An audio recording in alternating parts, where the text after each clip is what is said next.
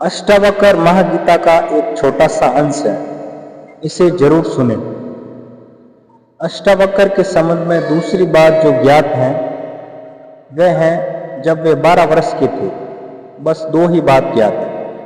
तीसरी उनकी अष्टावक्र गीता है, या कुछ लोग कहते हैं अष्टावक्र संहिता। जब वे 12 वर्ष के थे, एक बड़ा विशाल शास्त्र जनक ने रचा।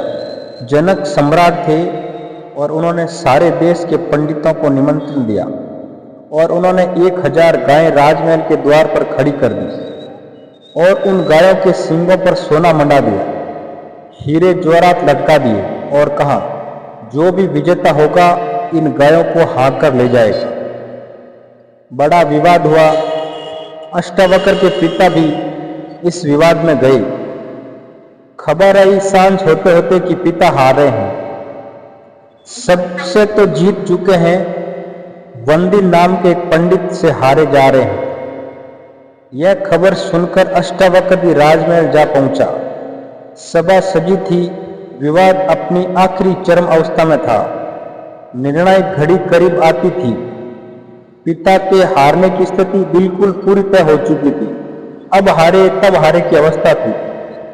अष्टावक्र दरबार के भीतर चला गया।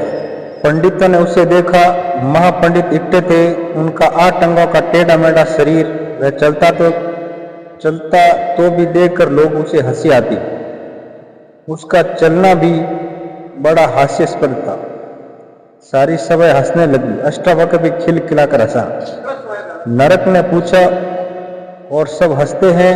वह तो मैं समझ गया क्यों हंसते हैं, लेकिन बेटे तू क्यों हंसा?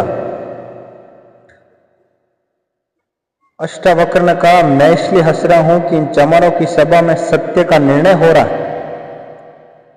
बड़ा आदमी अनूठा रहा होगा, ये चमार या क्या कर रहे हैं? सन्नाटा छा गया। चमार? सम्राट ने पूछा, तेरा मतलब? उन्होंने कहा, सीधी सी बात है, इनको चमड़ी दिखाई पड़ रही है, मैं दिखाई नहीं पड़ रहा हूं। मुझ जैसा सीधा साधा आदमी खोजना मुश्किल है।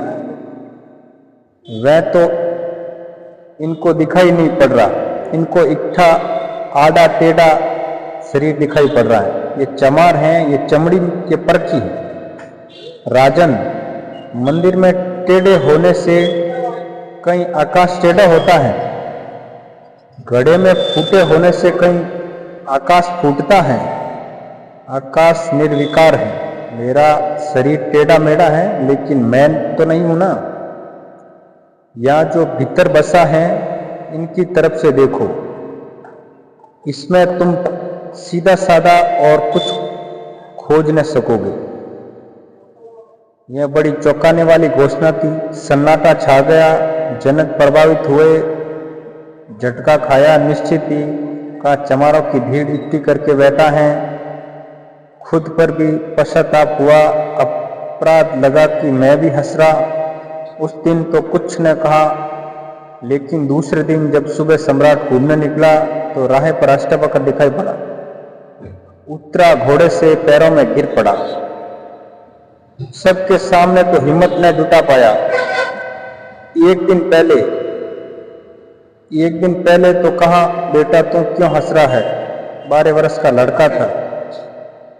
उम्र तोली थी, आज उम्र नहीं तोली। आज घोड़े से उतर गया और पैरों में गिर पड़ा। साष्टांग दंडवत किया और कहा, पधारे राजमहल, मेरी जिज्ञासाओं का समाधान करे।